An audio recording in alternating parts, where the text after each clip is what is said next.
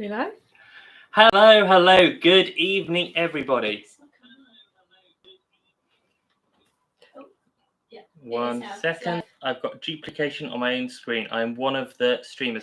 Hello. Good evening, everybody, and welcome to the very first Club AW check-in evening session together. So my name is Paul Mackay, one of the founders and owners of Analog Wonderland, and I'm here with Emma.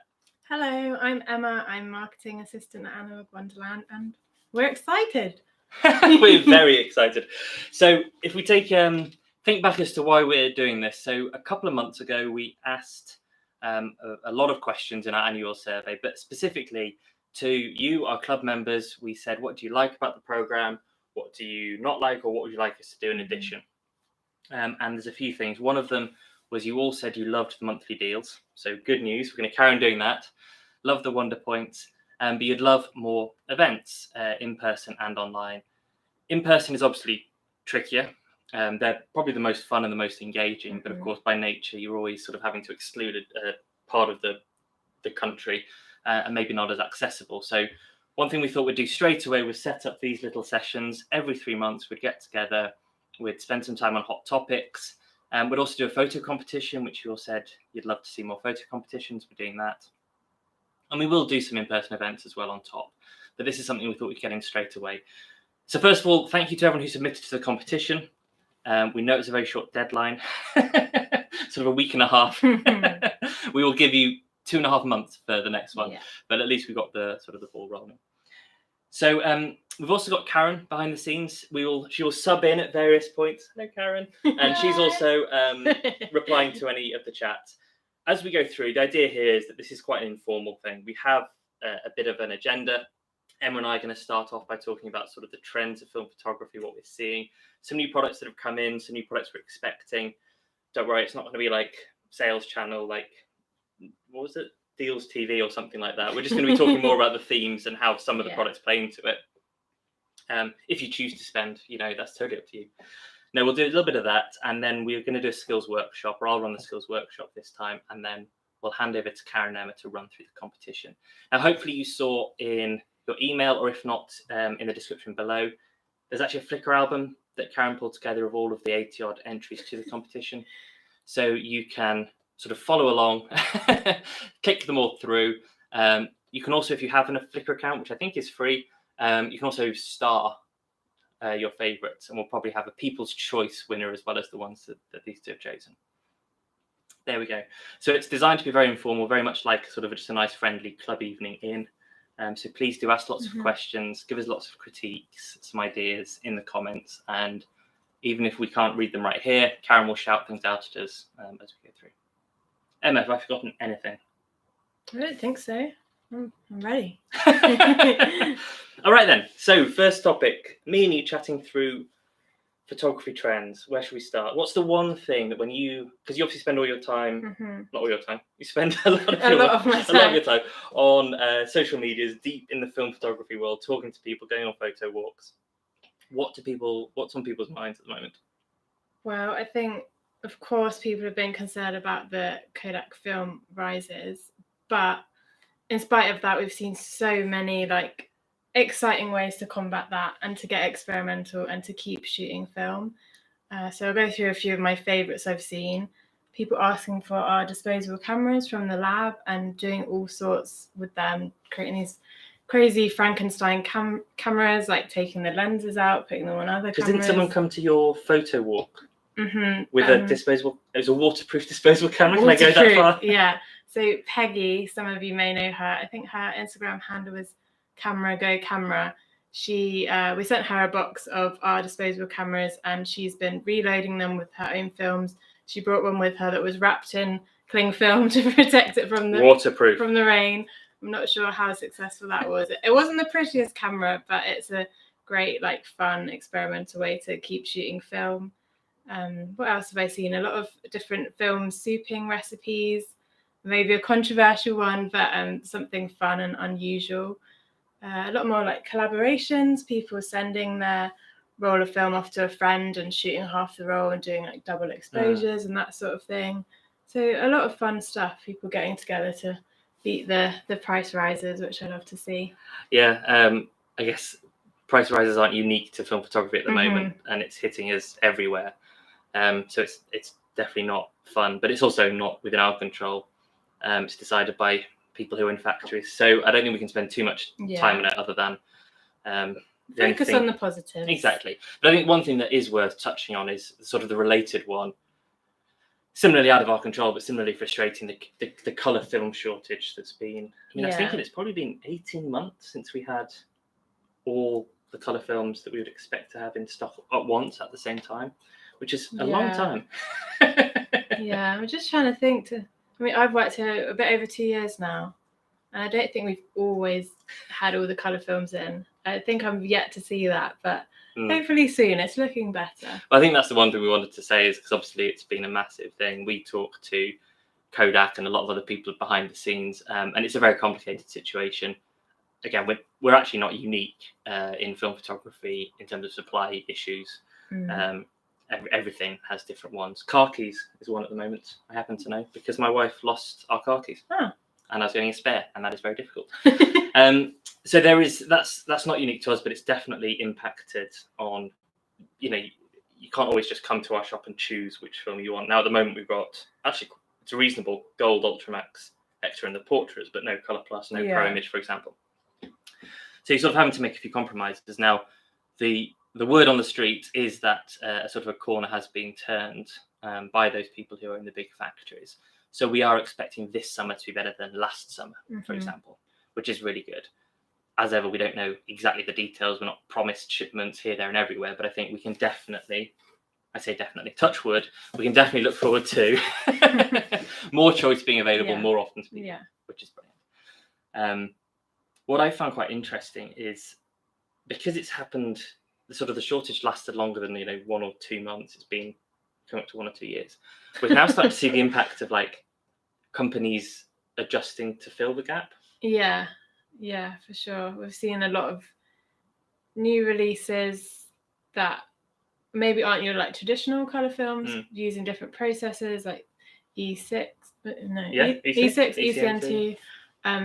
So there aren't just the sort of traditional Kodak films you can go for. You can go for other film brands bringing out new stuff that we've seen. Yeah, Washi X did.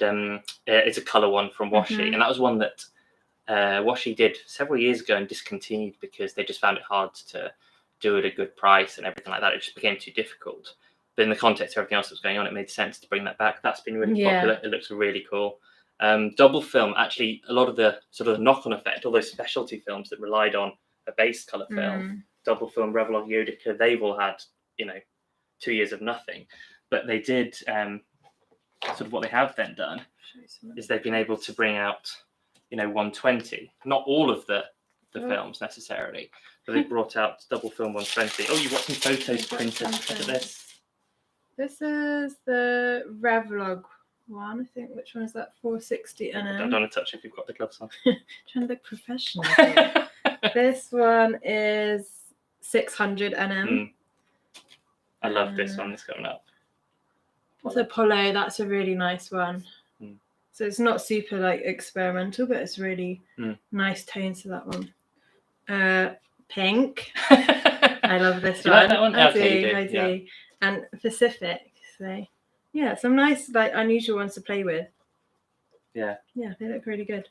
See if you can move away from sort of the 35mm world. I think people are shooting a lot more 120, and I suppose it doesn't necessarily replace shooting Portra 400 in a beautiful Olympus SLR camera, but shooting Portra 400 in a Holga. Do it. Or shoot. Kodak Gold came out a year ago for 120 shooters. The other one I think that's quite interesting is you mentioned it, ECN2, but there's been a lot of this. So there's a lot of people on eBay or similar who are rolling Kodak Vision films, movie films. Silbersalz is a brand in Germany who's doing a similar thing, but on a factory level. So this is really consistent, beautiful film. And it's Kodak movie base, so it doesn't have quite the same bottlenecks necessarily as the Kodak stills. The colours you get are gorgeous. Are amazing. So it's processed slightly differently. It's ECN2. Now we can't currently do that, so we recommend Silverpan. over in Bristol, run by a lovely chap, friend called Duncan, who is fantastic. But it's a way of shooting really high quality portrait level films in 35mm. The films aren't that expensive either. I think it's £14 or so. Processing's a little bit more maybe, but if you're after, premium colour 35, that's something that I've definitely seen a lot more people talking about, shooting vision film, developing ECN2, that kind of stuff. Yeah, I definitely recommend checking out their website and seeing some of the other sample images. I think they describe their film as analog on steroids because it just really is amazing. Some of the images are absolutely breathtaking, and they provide like insane like movie quality scans as well. You can get 4K scans of your images, which is huge. But it's actually quite interesting because they it's a spin-off from I think they're a marketing agency in Germany. So they have a bit more available cash than a lot of us in pure film. And they got hooked on this, and then they, over a couple of years, they got more and more into it, and they now offer it as a sub-business to their, I think, agency side.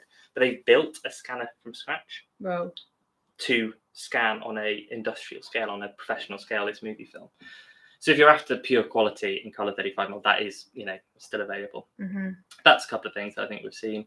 Obviously, Cinestill brought out 400D in all of the enjoyment and all the fun. 35mm, 120. Yeah, beautiful purple packaging. Beautiful purple, Trad said beautiful reds. And that has all the good Cinestill goodness, the halation and things as well. Really nice. So that's definitely been fun. What else? What are the themes? I think cameras is probably a theme. Yeah, I think we were talking about earlier, we've seen, a few years ago, you had a few new like reusable point and shoots coming out, but I think in the last year or so, it felt like the quality level has definitely gone up a notch. The Lomo apparat was a big launch of last year, which is really cool. Beautiful. We'll talk a little bit more about that actually, because we've both played with it. And the ultra wide and slim, was that last year or the year? That was last year. This is about last time.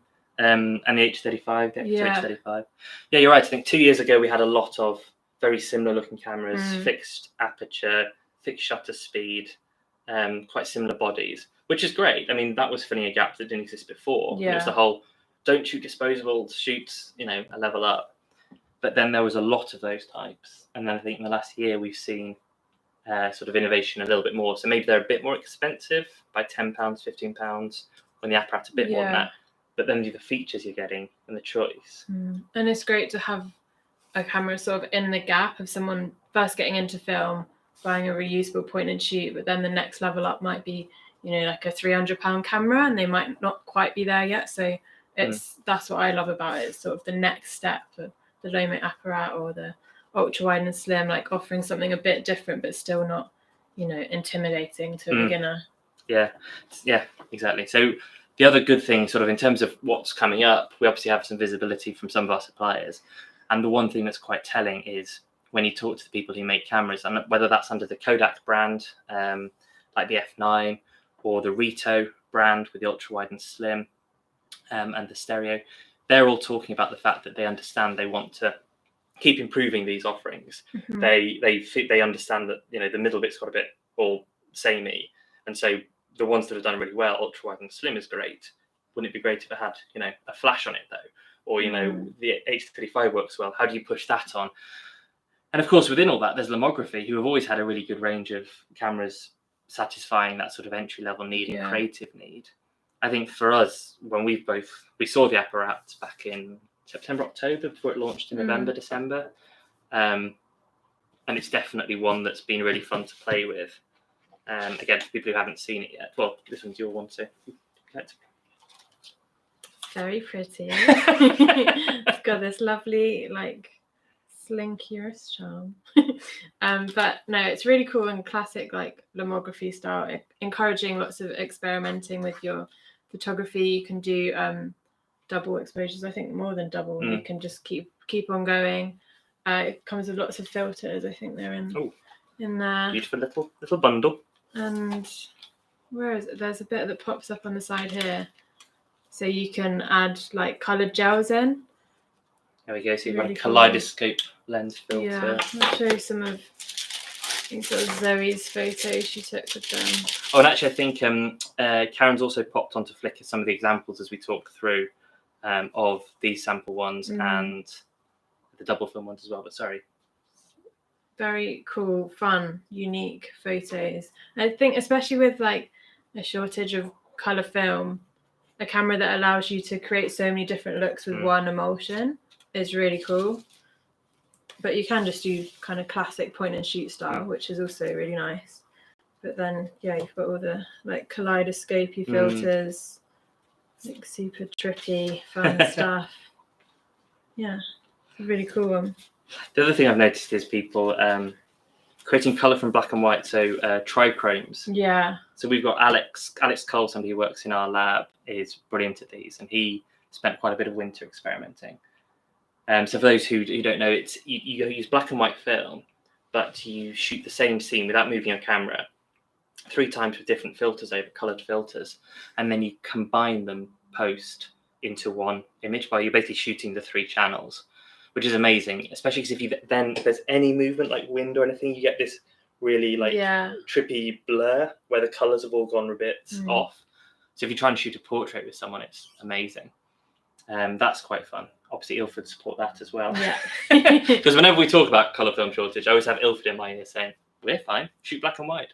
And in fairness, that is another thing as well, more people shooting black and white. Yeah. And Ilford, supported 120 with the Kempners coming out and that kind of thing as well. So, 120's done quite well in the last year. Yeah, it definitely has. Camera options have done well. The other thing I think that I've enjoyed, when we talked about this sort of, what have we been shooting? I've shot quite a lot of Instax. So, I went away for a holiday a couple of weeks ago and with my young daughter, and where I think maybe I'd have had a point and shoot 35mm with Colour Plus in, if we had Colour Plus, I actually took an Instax mini camera, and that was my point and shoot run around camera, and that's really fun. And there's a whole range. It was actually, this is the one I took, which is why I've got it here, which I really, really love. But then there's also, the really colourful, just super fun, bounce them around. Yeah, and I guess with those as well, you don't have to factor in developing costs. No, that's true. So someone was talking to me about Polaroid the other day, and obviously they are expensive per shot, but if you think of the developing and the post you have to do, that it is a kind of alternative way to shooting if you're kind of worried about that sort of thing. You're getting a little print. Yeah, nice little souvenirs from your trip.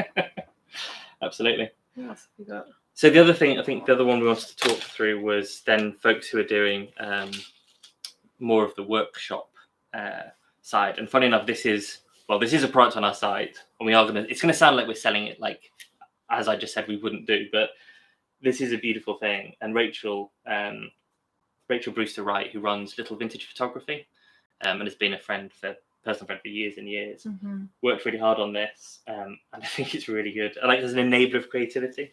Yeah, so Rachel submitted an entry to our community fund a few years ago to start this kind of analog workbook, darkroom guide. And I think at the time she just had a baby, so Paul and I had sort of been like, just hold your horses for a bit, like come back to it.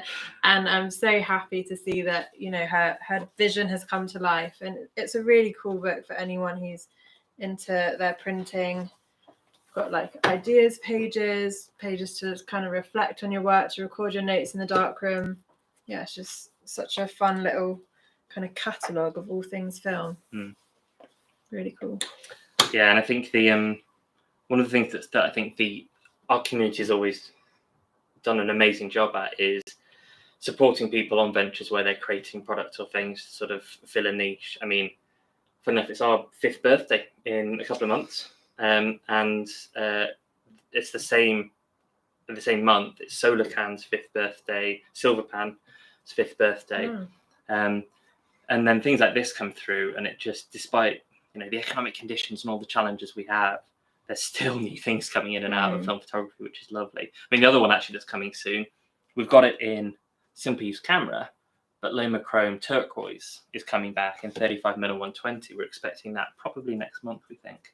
Street Candy, having basically been forced out of business in the last couple of years with everything happening, is hoping to do a limited run with a few changes. I think he's having to temporarily ditch the cardboard outer, but as a stepping stone is bringing one of his films back in. So we do hope that as sort of the clouds lift a little bit, we'll see more and more of this. So it still feels pretty vibrant. Yeah, there's so much going on still. I think if anything, we're seeing it as, a creative challenge, not something to put us off. People are just finding like different ways to shoot and have fun with film, which is great to see. And then when Colour Plus comes back in, we all stuff our boots with it and off we go. Heavily rationed. Lovely. Was there anything else that you thought worth talking about? Or I'm going to pause it for a minute and see if Karen's seen any big questions come through. Sorry, you're on a delay. Oh, sorry. This is in real life now, Karen. Any big questions or any comments that people have talked about or would like us to cover? Some people wanted to know your opinions on the Pentax project. Ooh.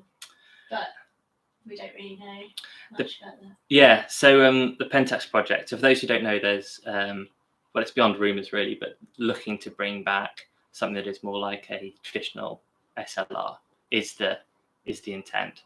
I think this is something that we've has always been, ever since film began the resurgence. I think everyone's always said, "Oh my gosh, can you imagine? Can you imagine if it?" And who was the company who tried to do it? Not Moments. There was a company that raised some money with the aim of building a modular SLR, and unfortunately, that didn't make it all the way through. This is the first time that a big brand name has been associated with the project, which is, I think, a significant step. Definitely. Yeah. However, there are probably another 10 or 12 significant steps behind it around funding, finance, patents, research and development. So it's one of those exciting things where you're like, I don't expect to see that in this year, probably not next year, but I'm really excited that it's happening. A positive thing either way. Yeah. Yeah. I would love one. I mean, yeah, this is the thing. We all talk about it. We're like, that'd be nice. And then everyone's like, obviously we'll get one. So they have got a market for it. It's just, all those logistics challenges. I've been part of a few conversations with people over the years as people have tried to solve this. And the challenges, apart from the obvious of raising probably about $1 million is what would be needed to build something like that from scratch. It's also, there's loads of challenges around patents where, companies developed things, and then when they then went bankrupt, who bought those patents? Were they bought? Are they still owned by someone in a vault and not allowed to be touched? Half of it's probably just like legal fees to sort that out. Exactly. So there's a load around that. So whoever is running a project like that, I wish them all the luck and all the legal teams in the world to solve those problems. But it is the kind of thing where you sort of expect that there'll be some just sort of honest conversations that just say, please, can you just, hand it over? Yeah, hand it over. let us take this forward rather than letting technology just die in a vault, not being used or commercialized by anyone. But really good questions. Karen, anything else? No? I've answered quite a few of them. Lovely. Well, thank you so much. Thank you, Emma. Away. We will move on to our second section.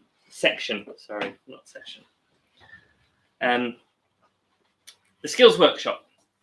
So you've just got me for a little bit. Apologies for that. So we wanted to do a bit of a skills workshop as part of these sessions as well, because the important thing about committing to a club of any kind really is, I think, to try and develop skills and experience and knowledge, as well as sharing inspiration and inspiring others. So when Emma asked a few different places, what kind of skills would people like to learn about? There was quite a few that were around developing, so black and white developing, color developing, stand developing versus rotary, sort of ranging in technicalities and different sort of difficulties and challenges. And I think we will do those in time. We'll need to bring in some lab experts, because we have people here who obviously do this day in, day out, and I'd rather they were answering your questions than me trying to. But one of the other things that came up quite a lot was all about film speed. So people were asking questions around, how do you choose the right film speed, and what do different film speeds mean? Why do some films seem to have a range, like some lomography films? Why is FP4 125, not 100? There's lots of around these, so I thought it would probably be worthwhile spending a little bit of time on film speed. So for the next 20-25 minutes or so, I'll be going through all of this. Now, I appreciate that for some of you, this might be really quite basic information. I'll try and make it fun and informative for everyone. But as always, if you feel like there's other things to add in or opinions to throw into the mix as well, please do use the comment section and help Karen out with any questions, those of you who are experienced. And any of you who have follow-on questions, again, throw them out there into the void, and Karen will interrupt me as appropriate to shout out. So, film speed. Now, before we get into talking about ISO, I'll take a little step back and talk exposure triangle, which is a topic that anyone who has been formally or probably informally educated on photography will know pretty well. So the idea with an exposure triangle, I should have brought a triangle to show, is that for any given lighting situation, you sort of have three things that you can play with to make sure that your photo comes out correctly exposed. And that is shutter speed, that is aperture size, and that is sensitivity. Now I say sensitivity because this obviously applies to film and to digital, and to, if you're using glass plate, for any photosensitive material, to produce an image on that material, you need to think about its sensitivity, how much light you let in via the size of the lens, and also how you open that shutter and how long it is. Now, the beauty of it is, first of all, when you learn about this, you learn about sort of getting the right exposure. By the way, that is in itself a creative choice, because what the right exposure is for you might be different to me. I might like really dark, moody, mucky photos. You might like everything really clean and bright and whiter than white. So already that's a creative choice. But if you move past that, you then realize that each of these legs of the triangle are a creative choice in itself. So, for example, you might think, well, I love photos when the background's blurred and the person's in focus. Okay, so you want a wide aperture. That's what gives it that.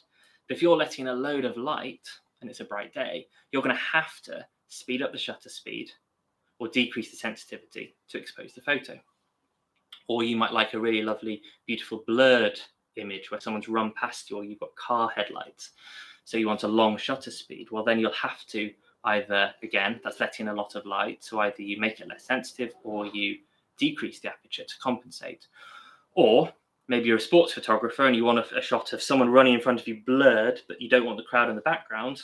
You want a lot of light there, a lot of light with the aperture, and therefore you need a really insensitive medium to capture that photo exposed well, assuming you can't affect the lighting.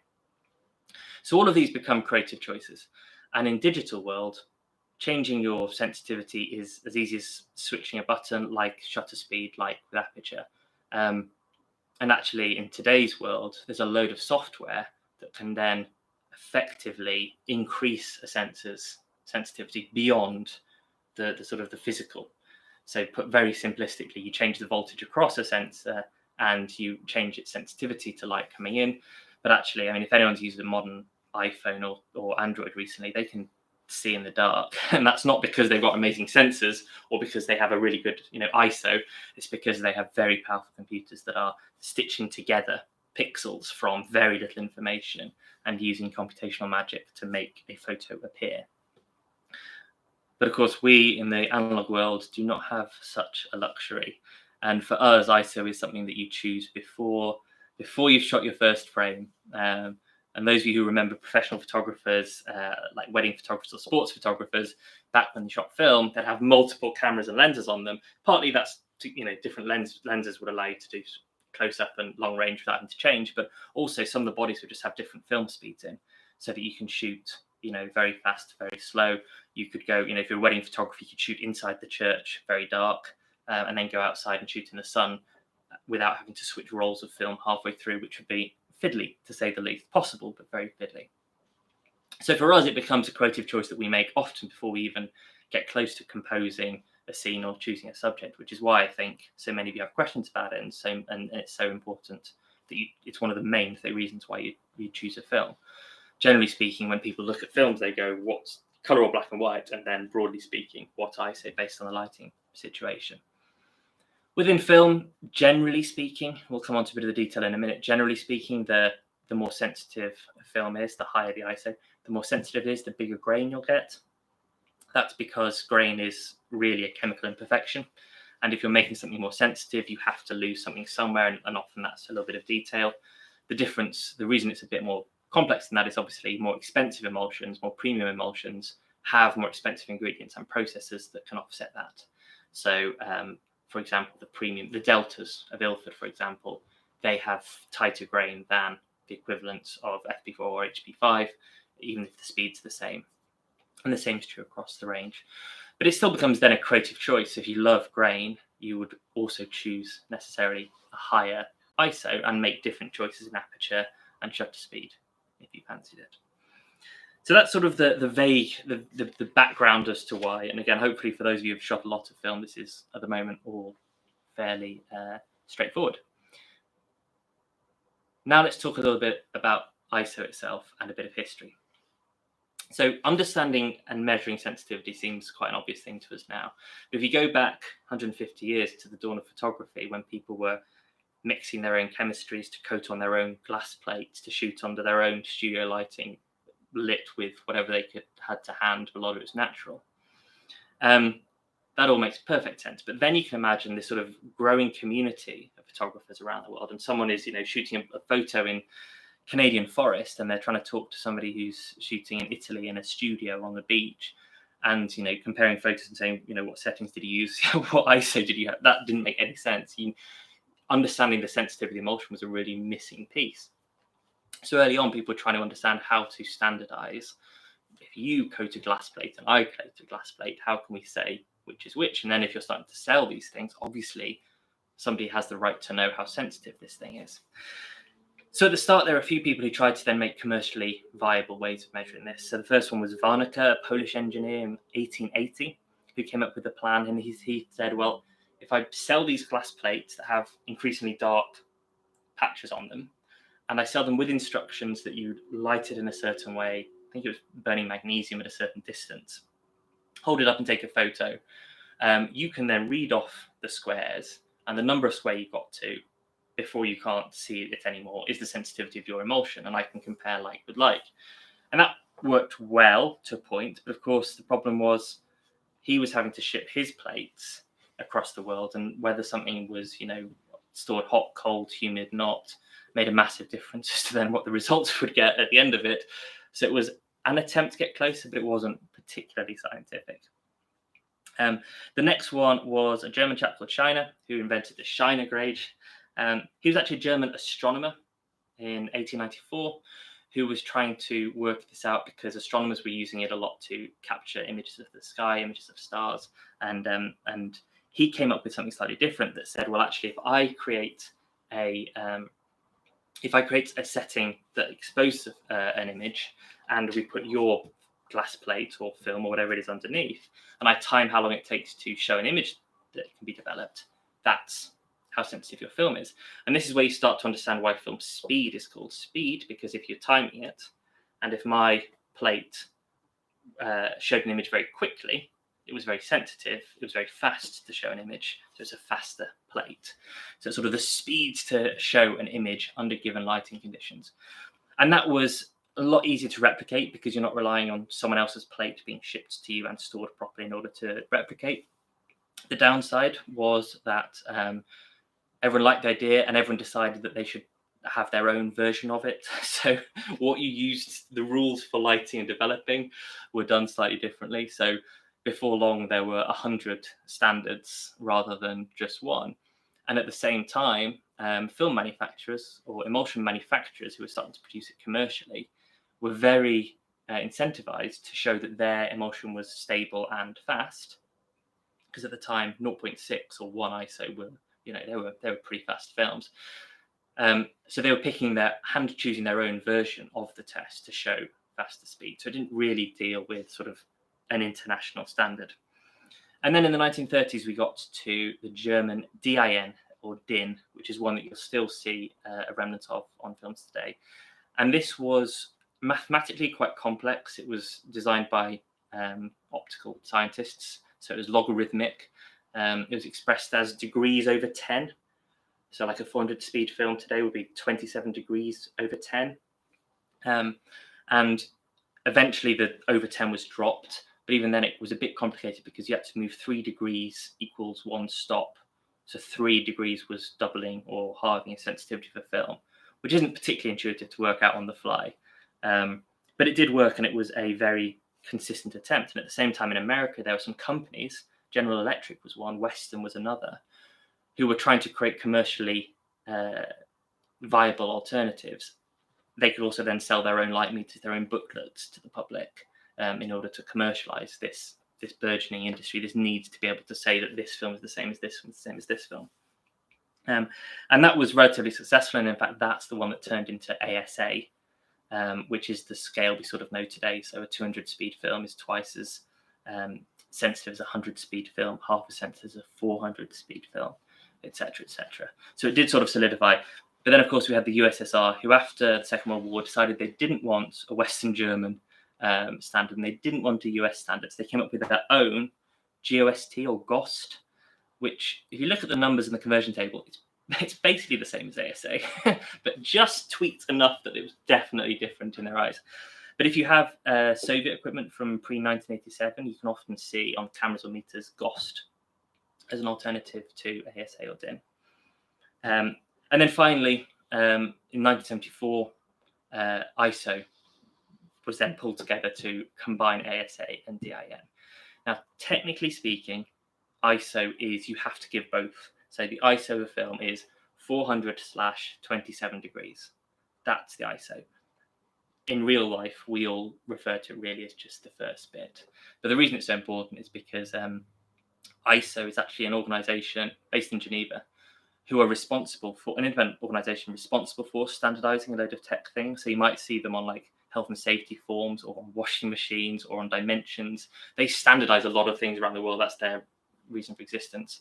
And so when they pull this together, they said, this is the way to do it. A number, slash, and then the degrees. It covers everything. Over time, that's got shortened to the first bit, which is back to ASA. But again, this is what drives, I think, a lot of the confusion when you come around to it.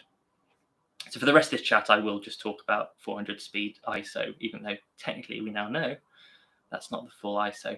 One last point on ISO before I move on to the application is that it stands for the International Organization of Standardization, which, if you're quick off the mark, you'll spot doesn't spell out ISO. It spells out iOS, which either means somebody had a terrible first day at the office, or there's another bigger reason.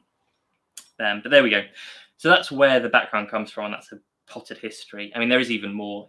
I think I found in researching this that a conversion table from the late 40s or early 50s that had 6 different standards across the top that you could convert each and every one into, which must have been exhausting, especially if you weren't necessarily sure that they were particularly reliable. There we go. So that's all the background. Now, what does it mean? So we've talked a little bit about the exposure triangle and how it can impact. When people then ask sort of what ISO film should I use, it comes down to lighting situation and then creative choice. And they come together because you might say, well, you know, you're going somewhere bright, the beach or up a mountain, with lots of reflective snow, versus, you know, you're going shooting in a nightclub or at a gig. And obviously, the first one will need a lower ISO film, more sensitive film. The second one will need, less sensitive film. There we go. The second one will need a higher ISO, more sensitive film. But if you say to me that actually, you know, I want to make sure that when I'm shooting in the mountains, everything is in focus back to front, that tells me that you need a really small aperture. And if you tell me at the same time you want to freeze motion, a really fast shutter speed, we'll actually need quite a sensitive film, even though it's bright light to cope with those other things. So they do come hand in hand. Now, generally speaking, in the UK, normal weather, ISO 400 does for most outdoor things, 800 for when you come indoors. If you have a shutter speed of about 1/60th, an aperture of about f/16, which is where most cameras will have, modern cameras will have their middle part. But if you have a really old vintage camera that were built when film speeds were more likely to be 12, 25, 50, you might notice that actually it's quite difficult to get them in the right balance.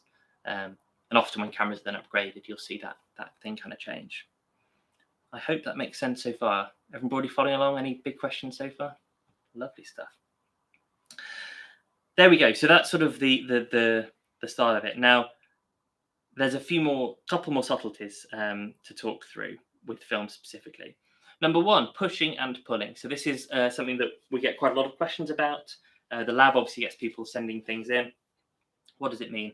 So pushing and pulling, it refers to deliberately shooting a film at a different speed to its box speed, to the one that said literally on the box, but then accounting for it in developing.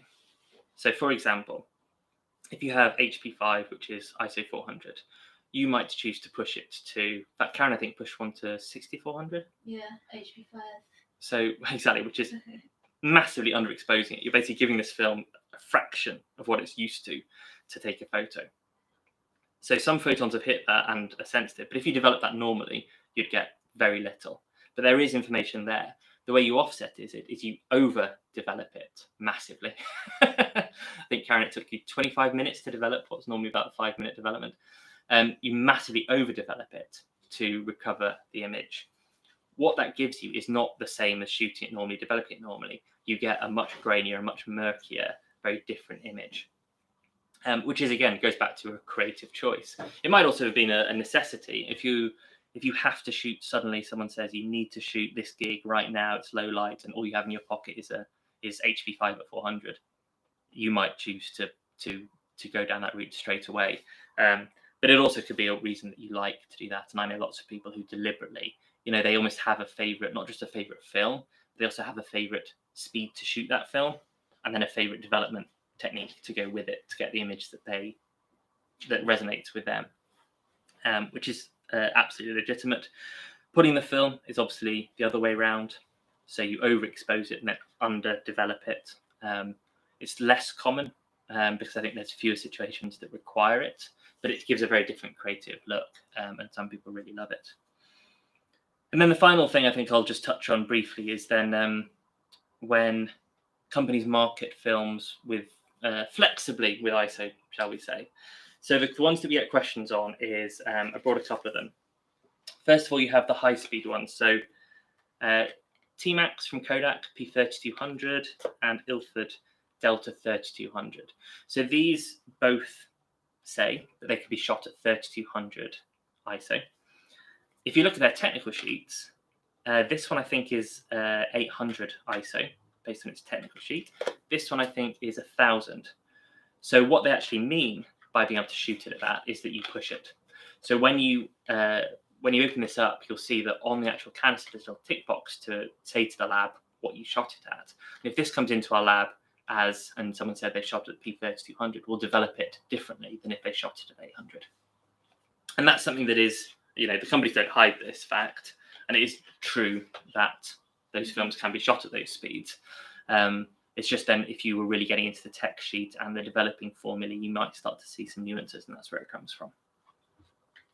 The other one where I see people ask questions and it can get a bit more confusing is some of Lomography's creative films. So Red Scale is one, and the Lomochrome Metropolis is another example, where they say 100 to 400 ISO on both of them. And people say, well, what does that mean? Does it mean I have to push it or pull it if I don't shoot it at 200? And actually, it's something slightly different. So when we talk about the ISOs and when that Genevan organization set the standards, it's obviously a bit of an average, because in reality, every film will react differently at different wavelengths, at different intensities. So really, the ISO is an average of the different color channels-ish. It's probably a lot more scientific than that, to give it an overall sensitivity. And with Lomography's funkier films, a lot of these are around color shifts. And therefore, what you notice is if you shoot it at ISO 100, so you give it a bit more light, then shoot it at 400, which gives it a bit less light, the way that the film then reacts in different colors will give you different results. So if you shoot it at 100, you get more of the Metropolis effect than at 400. And similarly with Red Scale, if you shoot it at 400, you get less red, I think. And if you shoot it at 100, you get more red. But you develop it the same, you scan it the same. I mean, even though you're talking doubling and halving light, film is really, really good at being able to cope with these sort of, you call it exposure latitude differences in exposure. And actually, it's the color shifts that you get back that are really, really interesting. So it's a bit of marketing speak, perhaps, but really it's back to the very core of understanding what sensitivity really means, that by playing with these different things, a number isn't a number isn't a number, you know what I mean? Like, so you don't have to worry about it too much. People talk about Portra 160. Can I shoot it at 200? Yes. The difference you will note in your camera is minimal. It's a third of a stop, if that. There'll be a historic reason for it being 160, and some old cameras have 160 as a setting, but in real day life, you won't notice the difference. Similarly, FP4 at 125 is effectively a 100 speed film. You don't really need to overthink it. But unless you want to. And that goes back to the very start, which is, this is just one of the creative tools that we have. When you get past the composition of the subject and you start to play with these settings, this is what makes photography versus, the art of picking up a paintbrush and drawing or painting a picture. These are the tools we have to play with. And the beautiful thing is we've got so many to play with. The ones that are really slow have possibly died a little bit, but we do have in store, I think, a 0.8 ISO from our friends at FPP, all the way up to 3200 in the black and white. So there will definitely be an ISO for the lighting situation, the creativity that you're after. And there we go. I will pause there. Karen, were there any particular questions? No, not really. Just people discussing what types of film they've been pulling and pushing. Lots of people talking about Delta 3200 as well. Someone said that they had been pulling it to 1600, but given what you just said, it's probably actually not that. It's the opposite. Yeah, it's funny because these two in particular, I think, are ones that always provoke a lot of discussion because I think it's true in life. As soon as you tell someone these are the fastest films in the market, someone wants to then push it to go even faster. So I've seen someone shoot at 128,000 on this film, which was a grainy mess, but a very atmospheric one, and I loved it. And similarly, pulling films that are fast and pushing films that are slow, it's absolutely fair game because you look at Portrait's a really good one. You have Portrait 160, 400, and 800. If you push Portrait 400 to 800 speed, it doesn't look the same as Portrait 800. It has a different look. So if you have shot enough film to really notice the difference and care, it's absolutely legitimate to have that as a preferred shooting choice versus the others. But for us mere mortals, and I put myself in this bucket, who doesn't get too much into this side, I tend to shoot at box speed unless realistically I've forgotten to change my setting. It's probably the most times I've pushed or pulled a film is when I've forgotten to change a setting and then retrospectively decided that was the creative choice I was doing. But it's one of the joys and the ways of learning.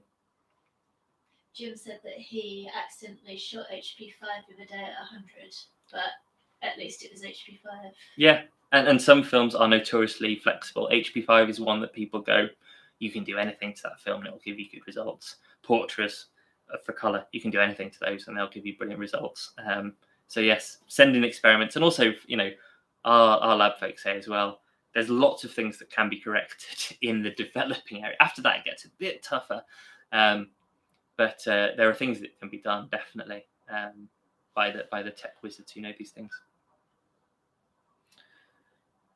Wonderful. Okay, well, thank you so much for everyone who has been getting involved. And I hope you enjoyed that. So what we will be asking you for, and again, you can either write them now or send us a follow-up, is what would you love to see the next skills workshop in 3 months' time.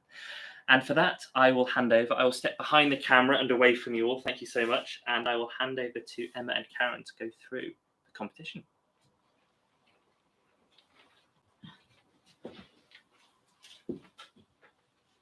Camera needs to get zoomed back out.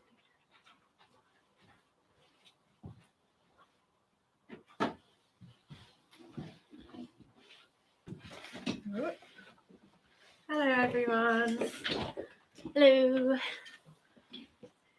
So, we are here, Karen and I. Have you all met Karen? Karen is a marketing manager at Analog Wonderland.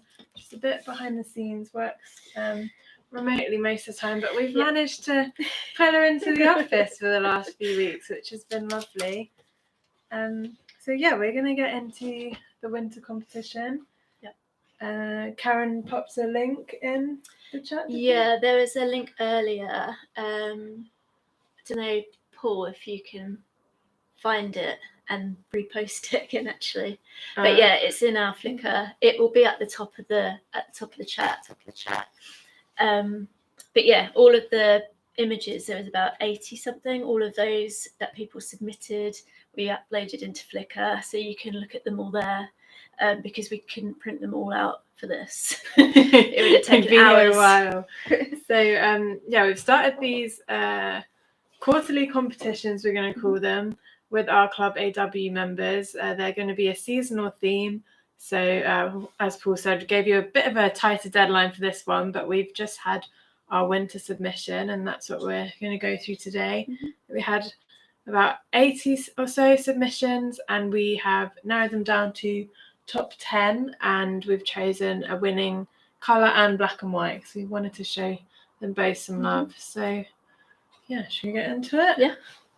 Do you want to pass me the I know gloves? One of the gloves has a hole in it.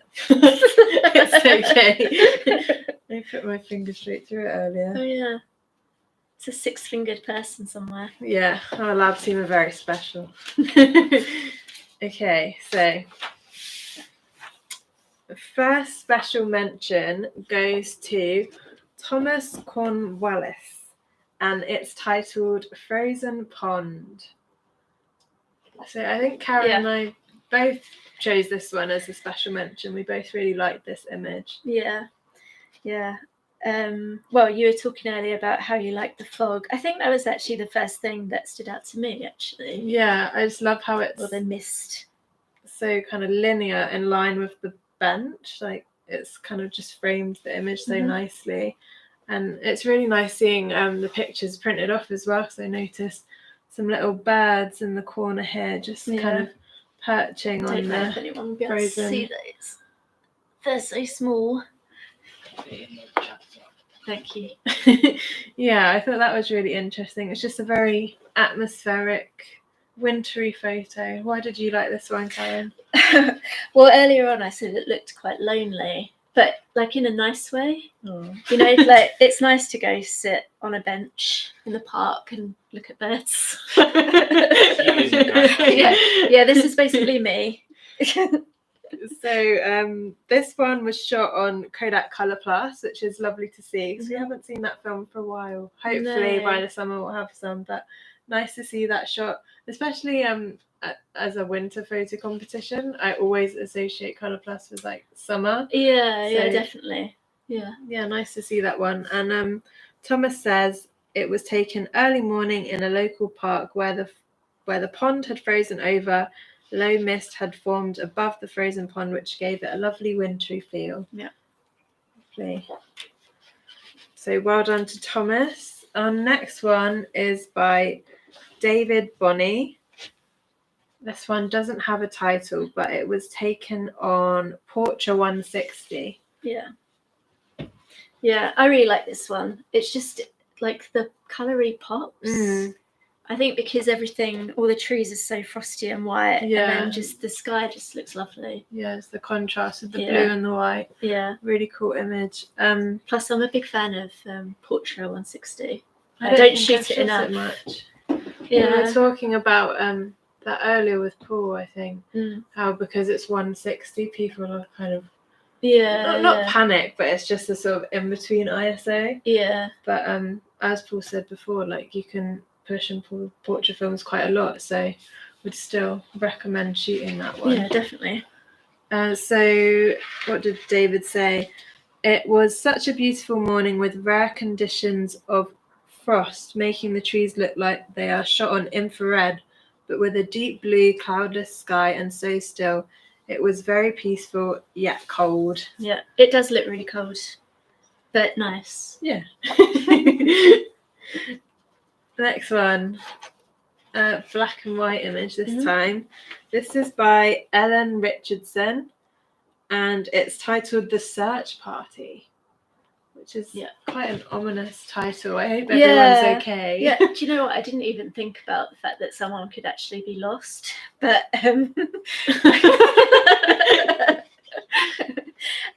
but no, I really like this one. I think it just looks really kind of eerie. Yeah, it is definitely eerie. I think the fog just automatically adds that spooky atmosphere. Yeah. I wonder who they're looking for, or who. Let me see what Ellen says. A midwinter snowstorm brought a thick fog over the South Downs just outside Brighton, and everyone had gone up to take a look. The air was bitterly cold, and everything had frozen over. Trees, signposts, ponds, and you could only see a few meters in front of you. It felt like being in the clouds with no sense of direction. Then a silhouette would appear in the distance or a dog would sprint past out of the mist. And I got the sense that you could easily disappear up there without a chance of being found. Spooky. Wow. Yeah. No, I really like it. What film was this? Was taken on HP5. Yeah. And I love how you can see so much grain even in kind of a pure white area. You can still really see the texture in this photo. Again, I don't think it really shows up here, but it might be better on the Flickr album. Yeah. Okay. So well done to Ellen. Our next one is by Helen Hooker and it's titled Winter Skeletons. Yeah, I really like this one. This one stood out immediately to me, I think. You can tell like that it is that sort of pinhole type thing as well, can't you? Sort of vignetting around the edge. Yeah. I think I just really like trees in black and white. So,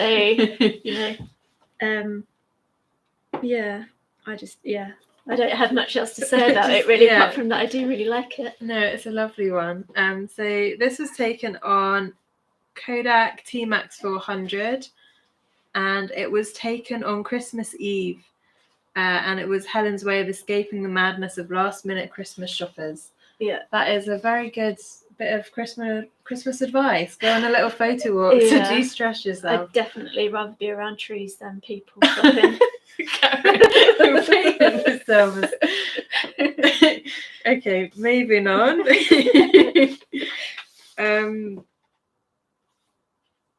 This one is by Sarah and it was taken on Portrait 800.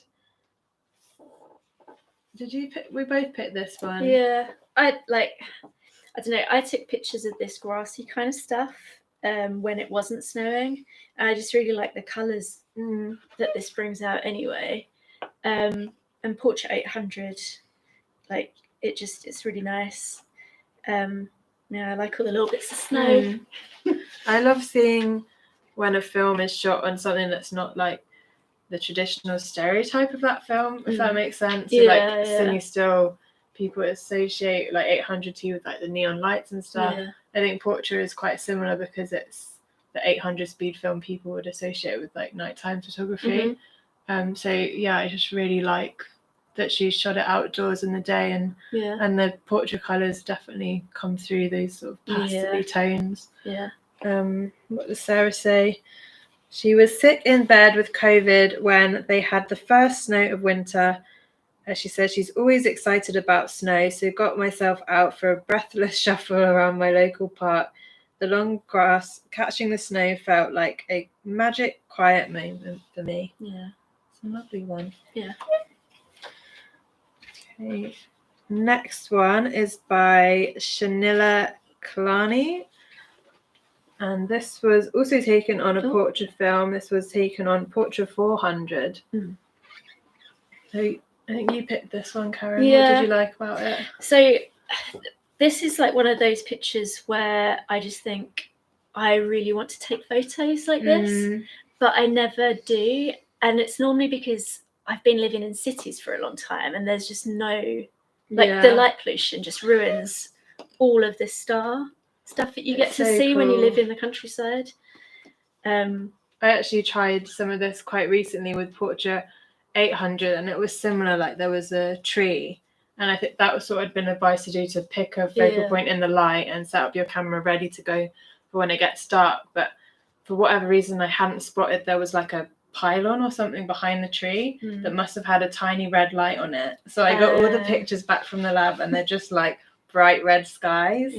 So it's definitely something, or maybe for me anyway, that's going to take a few goes to get right and a lot of patience to figure out like the timings of the long exposure and stuff. This is the other thing as well, and maybe this is something we can do a workshop on at some point, but like how long you can actually expose different types of film for. I can never say the word. The reciprocity. Like my brain doesn't understand that. And I feel like you need to know that in order to get light trails because of the amount of time that you have to leave the film on. So I really like this. What did they say?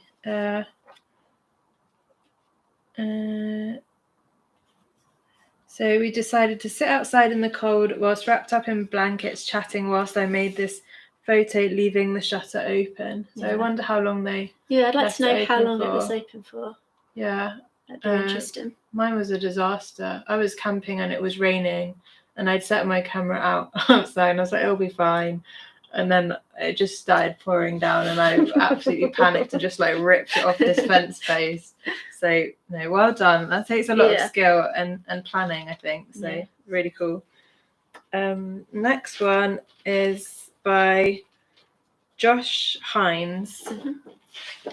I love this one. Yeah, this one's amazing. Yeah. Done. Yeah. So this one is called Buddha Black Church, and it was taken on Delta 100, an Ilford film. Yeah, I just like it. Yeah, it just pops out the photo, doesn't it? It's amazing. This is the kind of photo that I want to take, but all of the places are always surrounded by buildings. Yeah. Or like, you know, when you see like a single tree in a field. Yeah. I just don't. I don't find those buildings like that here. No, maybe not. Well, I don't know. Maybe somewhere, but not in Bristol. But no, I just really like it. I think like leaving the photo, like the natural frame on as well, just really adds to it. Yeah, I think in this case it like really complements the image. Yeah. It just mirrors the black of the church in the middle. So this was taken in Iceland actually, and they took both digital and film equipment with them. Emma disapproves. The drive to this iconic landmark was treacherous with Iceland's winter in full flow. I was rewarded by an untouched blanket of snow offering perfect contrast to the black church. Although I had both digital and film, the scene screamed out black and white film, and so I left the DSLR in the car and fired off a full roll of Delta 100. Yeah, I really like that one. The contrast in it looks just stunning. Yeah. Really cool. Yeah. If I ever take a photo that is this good, I will be happy. You'll retire. Yeah. Well, Karen, we've got a comment from Alex Morrison who said, Karen, check out some of the old coal works on the Dramway. Oh. I will. Maybe that means something to you. We'll Google it. Yeah, we'll look at it later. Yeah. This next one is it's by Steve Malpass, and this is another one on Portra 400. I think we both picked this one. We just thought the pattern was so interesting, and we were like, how did this happen? Yeah. I mean, patterns are just nice to look at, unless you've got trypophobia, in which case, look away. But yeah, no, because I was like, is it a brick? Why is the snow like this? Yeah. And Emma said it's the floor. It is the floor. No? Yeah. Yeah, I'm sure it is the floor. Steve says, this is snow on my driveway, which had just happened to melt from the blocks before the gaps, creating this lovely pattern. Yeah. Never seen it happen before or since. No, there you go, one of a kind. It was captured on film, so that's all that matters. Yeah. Okay, so we're going into our two winners now. So we picked a black and white one and a colour one. Should we start with the black and white? Yep. This is by Ewan Moffat. So well done to Ewan. We love this photo. Yeah. So it's titled On Another Planet, which I think is a really good title. Yeah. It does look kind of otherworldly. Really love the contrast in this photo as well. Yeah. So can you guess what film this was on, Karen? Contrasty. I should have looked, shouldn't I? I can't remember. There's one film that people say is like the most contrasty film ever. And it's not a big brand. It's like an independent. Did you hear? Yeah, I heard Paul say Washi. But I was totally going to say that. So yeah, taken on Washi S, which is a really interesting film. Lots of contrast. So Ewan says, I was too scared to go further up the mountain in the snow. Friends convinced me to keep going just at least a little bit further. Snow got a lot deeper and safer, thankfully, but I'm grateful they convinced me to keep going so I could get this shot. Yeah, definitely worth it. Imagine going up a mountain and like thinking to pack your film camera.